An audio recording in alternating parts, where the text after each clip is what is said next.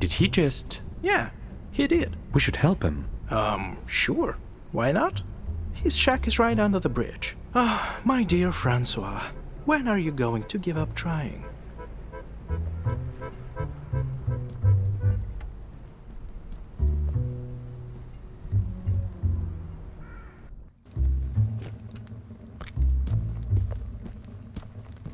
Hello. I just saw you jump from that bridge. So? I mean, you're alive. Oh, you're new here, right? No one can die in Whateverland. Sadly. Really? I already told you nobody can die here. Were you even listening? Oh, yeah, you did tell me that. It's just not every day that people jump off bridges right in front of me. Don't worry. You'll get used to it. I wouldn't be so sure. Actually, Nick has a point. After a couple 100 years, you get used to the craziest things. A failed suicide will seem trivial soon enough. So, are you okay? Is anyone? Wait, don't answer. Sorry. I don't know why I said that. Sounded way better in my head. I always say stupid things like that. Anyway, it depends on what you mean by okay.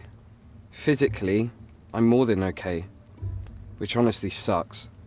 And if you're asking about my mental state, I don't think I was ever okay to begin with. Some people just aren't made for happiness, I suppose.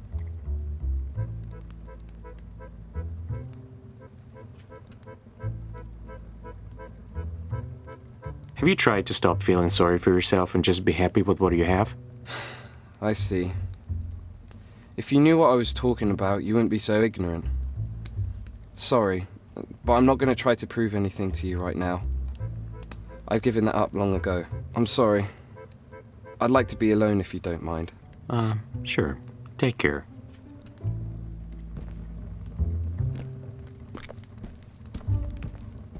This is how you become a champion.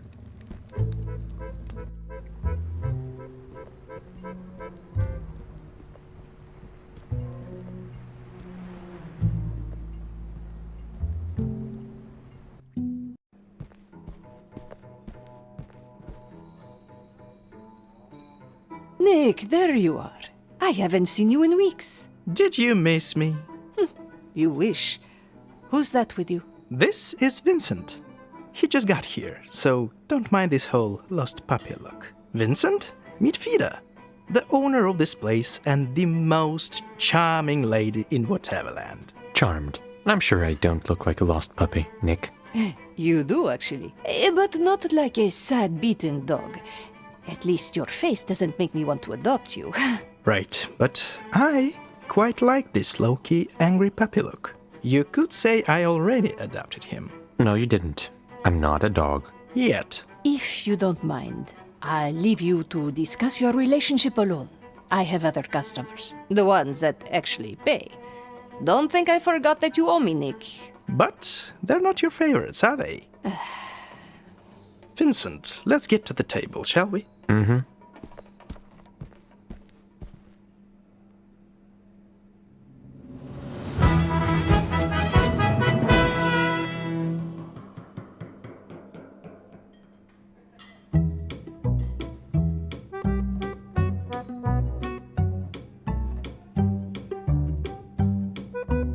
Lucky you! They look cute, but in a creepy way. These are the book ashes. A long time ago, they built this fancy prison for us. But we're friends now, and these particular ones have chosen you. Have chosen me. You heard me. They are your team now. Judging by the look on your face, you're not a teamwork kind of guy, but don't fret. They're professionals. Professionals at what? At playing Bell and Bones, obviously. You could say that it's a game we play here, but it's not just a game. It's an essential part of any Whateverlander's daily existence. Here, let me show you.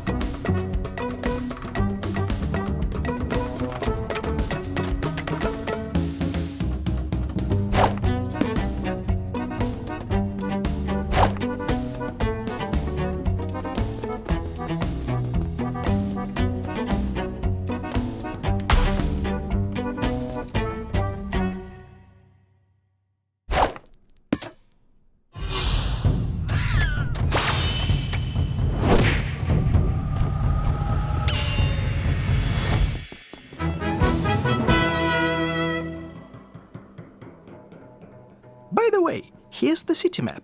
You certainly need it more than I do. But how are we going to find the pieces of that spell you mentioned? Easy!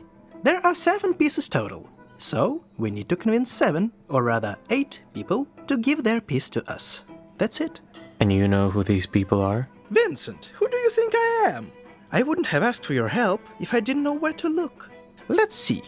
We have Van, the twins, Umaru-san, Alan, Oswald, Lewis, and of course, Ernest. I marked the places where they usually hang out on your map. What can you tell me about Van? Oh, he's a handful. A bored Russian aristocrat who is so lazy that he cannot even scratch his noble nose. I'm sure you will love him. Oh, definitely. So who are the twins exactly? Lily and Rose are a weird duo.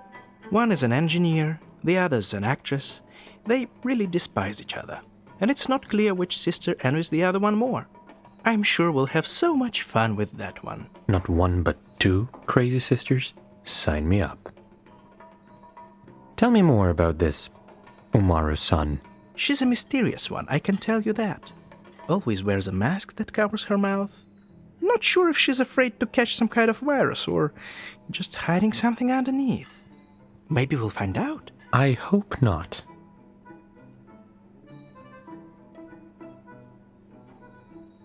What about Ellen? Ellen is the host of the local radio station. Nobody knows her very closely, but we definitely need to be extra careful with her. Why? She never leaves her studio, but somehow knows everything about all Whateverlanders. Cool, but creepy. Exactly. What do you have on Oswald? Not much, apart from the fact that he breeds rabbits. I don't know how and why he does it, but there's that.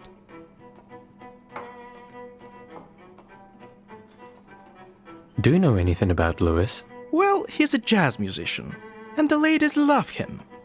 I'm not sure if I admire the guy or hate him for it. Probably both.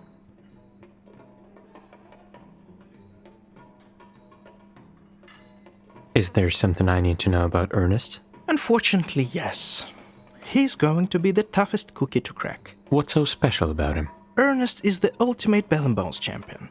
I don't know if he's really that good or just a crook, but during his time here, he has become very powerful. Think mob boss or a dictator.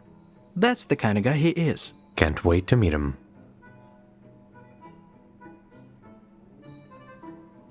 Can you tell me more about Fida? Well, she's stunning, but I'm sure you noticed that already.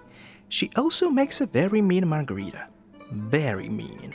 Other than that, you should ask her yourself. She doesn't bite most days.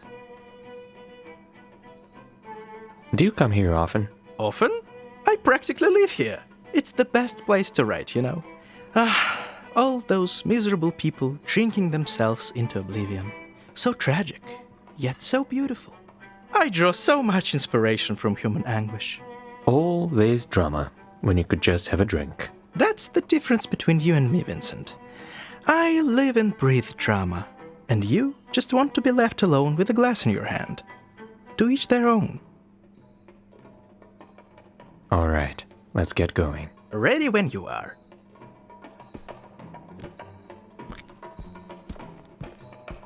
Do you need anything? So, what did you do to Beatrice? Me? Nothing at all. We only met briefly, but she seemed very nice to me. Then why are you here? Because I needed to escape. I called, and she answered. What were you escaping? A life where opening a bar like this was impossible for someone like me. A life full of fear and submission. I hope this answers your question. How well do you know Nick? Quite well. He can be very annoying, but I know he has a good heart. So, you better be good to him, or I'll make a kebab out of you. Don't worry, he's in good hands. Good. If he ever gets on your nerves, just ignore him. Works like a charm. Besides, I don't think you'd make a good kebab. Too skinny. You two realize that I can hear you, right? And I am not annoying.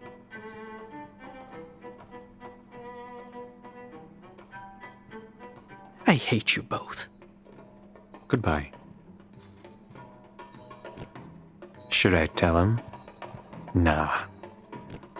I suck at cards. Guess I'll get lucky in love then. Or bell and bones. Works fine for me. That's not the cantina you're used to, huh? I'll just assume it's red wine. Aren't they too old for places like this?